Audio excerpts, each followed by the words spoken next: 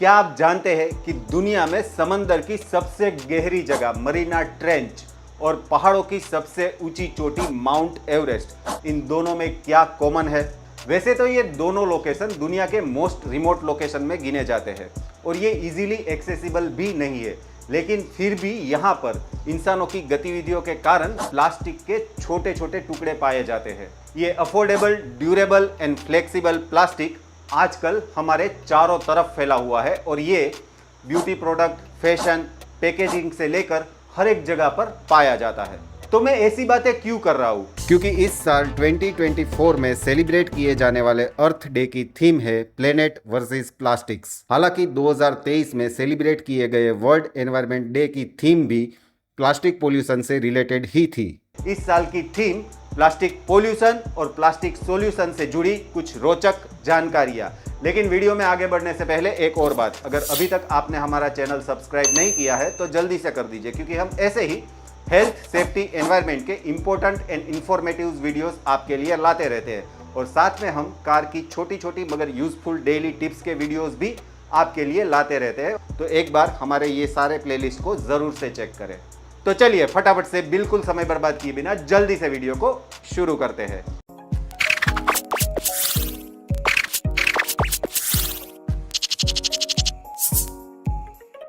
Solution to plastic pollution, इस content पर आगे बढ़ने से पहले मैं आपको एक बात बता दूं कि मैंने आगे वीडियो को 3 पार्ट में डिवाइड कर दिया है। हमारा फर्स्ट पार्ट होगा about plastic pollution, second part होगा इफेक्ट ऑफ प्लास्टिक पोल्यूशन और थर्ड पार्ट होगा सॉल्यूशन टू प्लास्टिक पोल्यूशन। तो शुरू करते हैं प्लास्टिक पोल्यूशन से। दुनिया में सालाना 400 मिलियन टन से ज्यादा प्लास्टिक प्रोड्यूस किया जाता है और जिसमें से आधे से ज्यादा तो सिंगल यूज के लिए प्रोड्यूस किया जाता है और इसमें भी 10% से कम प्लास्टिक वेस्ट को रिसाइकल किया जाता है और दुनिया में सालाना 19 to 23 मिलियन टन जितना प्लास्टिक वेस्ट समंदर, नदियां और तालाब में मिल जाता है।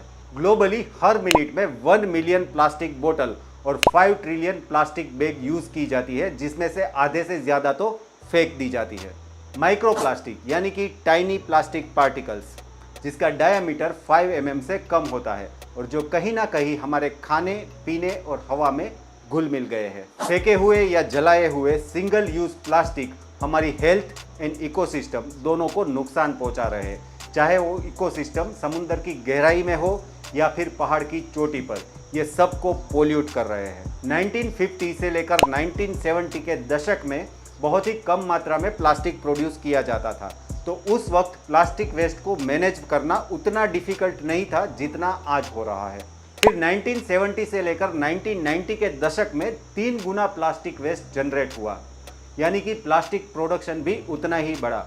और तो और 2000 के शुरू के दशक में प्लास्टिक वेस्ट इतना बढ़ गया जितना पिछले 40 सालों में नहीं हुआ था और आज हम सालाना 400 मिलियन टन जितना प्लास्टिक प्रोड्यूस कर रहे हैं। 1970 के बाद दूसरे किसी भी मटेरियल की कंपैरिजन में प्लास्टिक प्रोडक्शन का ग्रोथ सबसे ज़्यादा बढ़ा और अगर यही ट्रेंड चालू रहा तो 2050 तक सालाना 1100 मिलियन टन जितना प्लास्टिक प्रोडक्शन होगा। टोटल प्रोडक्शन का 36% प्लास्टिक सिंगल यूज या फिर पैकेजिंग मटेरियल में यूज होता है और जिसमें से 85% प्लास्टिक वेस्ट होता है और ये प्लास्टिक या तो लैंडफिल साइट में जाता है या अनरेगुलेटेड प्लास्टिक वेस्ट बनकर रह जाता है। ये अनुमान लगाया गया है कि पूरी दुनिया में 1000 नदियां ऐसी है जो 80% समुद्री प्लास्टिक पोल्यूशन के लिए जिम्मेदार है। तो अब हम आ गए हैं हमारे वीडियो के सेकंड पार्ट में और यहाँ पर हम बात करेंगे इफेक्ट्स ऑफ प्लास्टिक पोल्यूशन की। प्लास्टिक की वजह से हमारी हेल्थ, क्लाइमेट और ओशन पर क्या क्या इफेक्ट्स हो रही है। समंदर में प्लास्टिक एक बहुत ही बड़ी समस्या है। एक तो प्लास्टिक बायोडिग्रेडेबल नहीं है और समय के साथ ये माइक्रोप्लास्टिक या नैनो प्लास्टिक में कन्वर्ट हो जाते हैं, जो कि इंडिविजुअल एनिमल्स को केमिकली या फिजिकली हार्म करते हैं और साथ में ये समंदर की बायोडाइवर्सिटी और इकोसिस्टम को भी एडवर्सली अफेक्ट करते हैं। Sea turtle floating plastic bag को जेलीफिश समझकर खा जाते हैं। सी बर्ड प्लास्टिक पर अपनी चोंच मारते हैं क्योंकि उसको प्लास्टिक का एपियरेंस और स्मेल फूड की तरह लगता है। धीरे धीरे लुप्त हो रही व्हेल फिश के मरने का प्रमुख कारण भी प्लास्टिक पोल्यूशन ही है। और ऐसा नहीं है कि सिर्फ प्लास्टिक से ही नुकसान हो रहा है, प्लास्टिक के साथ फार्मास्यूटिकल वेस्ट और इंडस्ट्रियल वेस्ट भी समंदर में आते हैं और जिसे समुद्री जीव खाना समझकर खा लेते हैं, जो उनकी इकोसिस्टम के लिए जहर की तरह एक्ट करता है।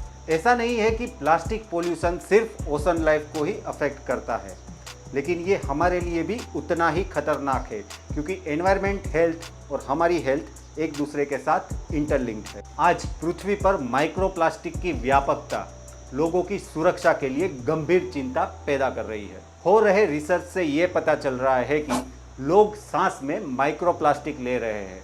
हमारे खाने और पीने में माइक्रोप्लास्टिक पाया गया है और हमारी स्किन के जरिए भी माइक्रोप्लास्टिक हमारी बॉडी में एब्जॉर्ब हो रहा है। हमारे लंग, लीवर, किडनी और स्प्लीन में भी माइक्रोप्लास्टिक पाया गया है और एक स्टडी में न्यू बोर्न बेबी के प्लासेंटा में भी प्लास्टिक पाया गया है। हमारी हेल्थ पर प्लास्टिक की फुल इम्पैक्ट क्या होगी ये तो अभी तक पता नहीं चला है, क्योंकि रिसर्च इतना ज़्यादा नहीं हुआ है। लेकिन एक बात पक्की है कि प्लास्टिक के साथ जुड़े कुछ केमिकल्स जैसे कि मिथाइल मर्क्यूरी, प्लास्टिसाइजर और फ्लेम रिटार्डेंट हमारी बॉडी में एंटर होते हैं और हमारी हेल्थ के लिए चिंताजनक है, और वो भी खासकर महिलाओं के लिए। साइंटिस्ट का ये भी मानना है कि प्लास्टिक में पाए जाने वाले कुछ कॉमन केमिकल्स जैसे कि बिस्फिनोल ए, फोलेट्स और पीसीबी हमारी सर्कुलेटरी सिस्टम में एंटर कर सकते हैं, और यही सब केमिकल के कारण एंडोक्राइन डिसरप्शन, डेवलपमेंटल डिसऑर्डर,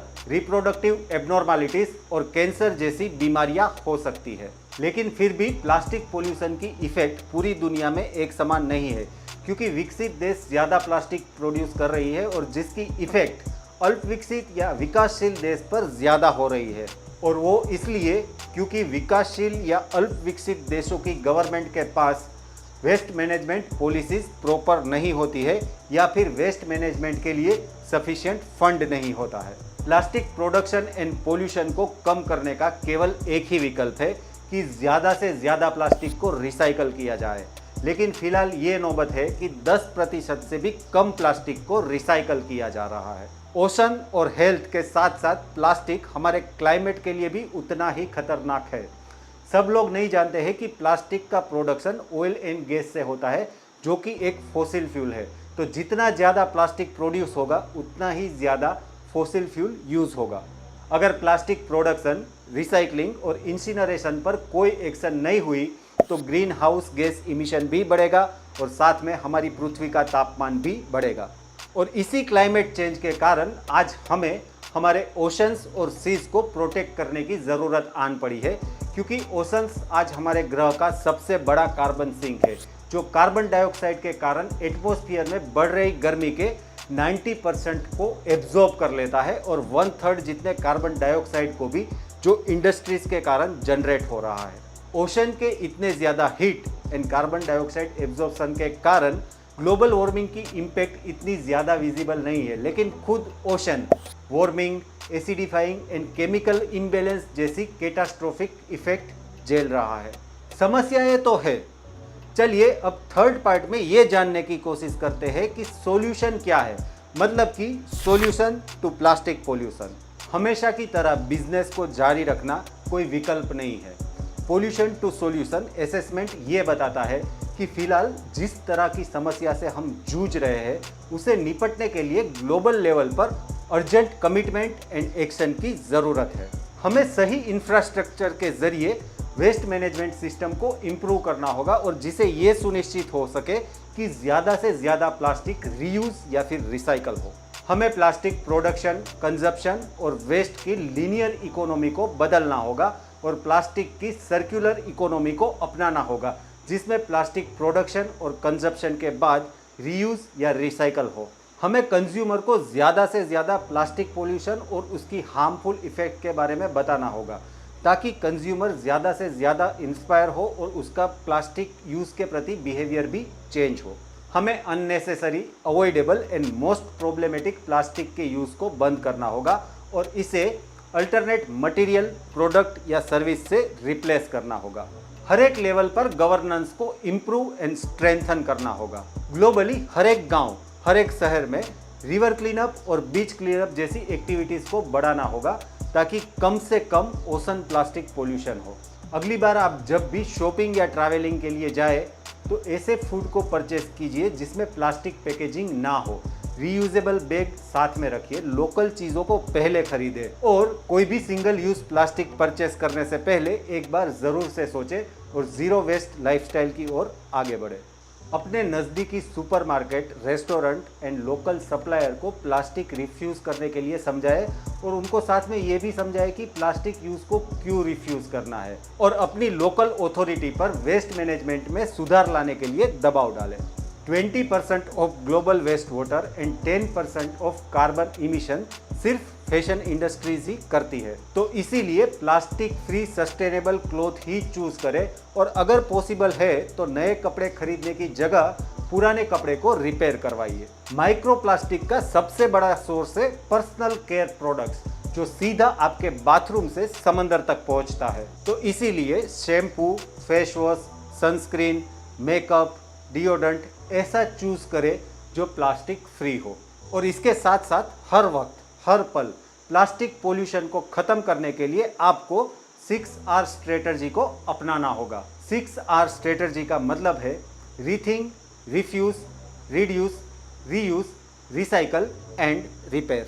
तो कंक्लूजन ये हुआ कि हमें ये हर वक्त याद रखना होगा कि everything is interlinked, means global commons and global wellbeings. तो इसका मतलब ये हुआ कि हमें और ज़्यादा ब्रॉडली एंड होलिस्टिकली एक्ट करना होगा हमारे ग्रह को सुरक्षित करने के लिए जिस पर हमारा जीवन निर्भर है। वैसे देखा जाए तो प्लास्टिक के कई सारे वैल्यूएबल यूज़ है, लेकिन आज हम सिंगल यूज़ प्लास्टिक से एडिक्ट हो चुके हैं और जिसके कारण environmental, social, economic and health consequences आज हमारे लिए बड़ी चैलेंजेस है। But now it's time to change how we produce, consume and dispose of plastic we use.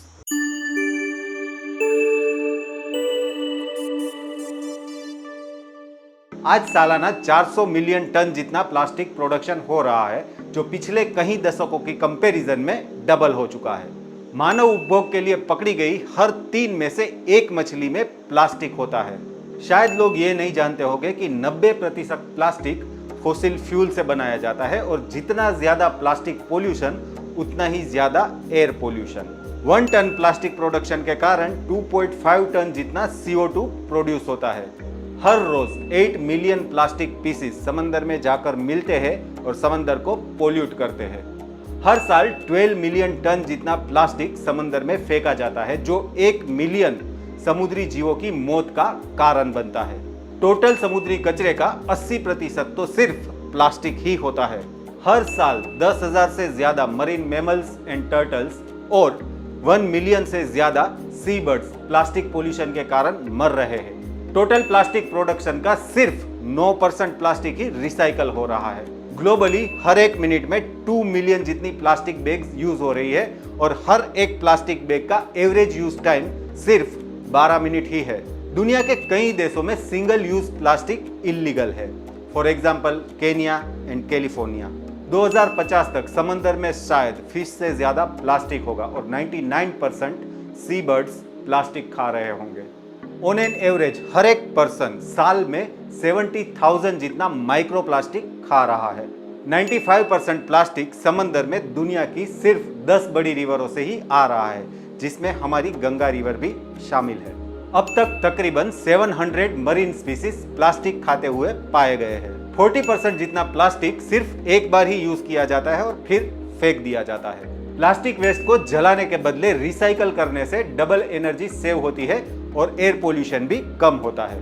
Plastic सदियों तक ना सड़ता है ना गलता है, बल्कि ये धीरे धीरे डिग्रेड होकर माइक्रोप्लास्टिक एंड नैनोप्लास्टिक में कन्वर्ट होता है और ये माइक्रोप्लास्टिक और नैनोप्लास्टिक आज हमारे खाने पीने और सांस में घुल मिल गए हैं। कुछ नैनोप्लास्टिक और माइक्रोप्लास्टिक तो हमारी स्किन के जरिए भी एब्जॉर्ब हो रहे हैं और एक स्टडी के अनुसार न्यूबॉर्न बेबी के प्लासेंटा में भी माइक्रोप्लास्टिक पाया गया है।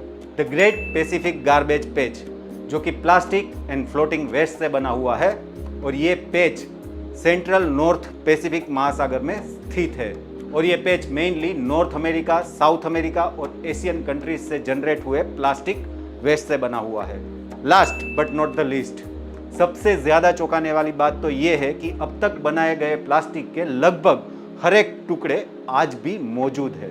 और इसीलिए समंदर की सबसे गहरी जगह मरीना ट्रेंच और पहाड़ों की सबसे ऊंची चोटी माउंट एवरेस्ट जो इंसानों के लिए इजीली एक्सेसिबल नहीं है, वहां पर भी प्लास्टिक पोल्यूशन पाया गया है। So now it's time to act more broadly and holistically to protect our planet on which our life is dependent. Now it's time to change how we produce, consume and dispose of plastic that we use. So अगर video पसंद आया है तो do like, share and subscribe to our channel, and for such more informative videos stay tuned to our channel Knowledge and Guidance। मिलते हैं अगले video में, तब तक के लिए जय हिंद, जय Bharat. Stay safe, stay healthy. आप हमें ट्विटर, फेसबुक और इंस्टाग्राम पर भी फॉलो कर सकते हैं।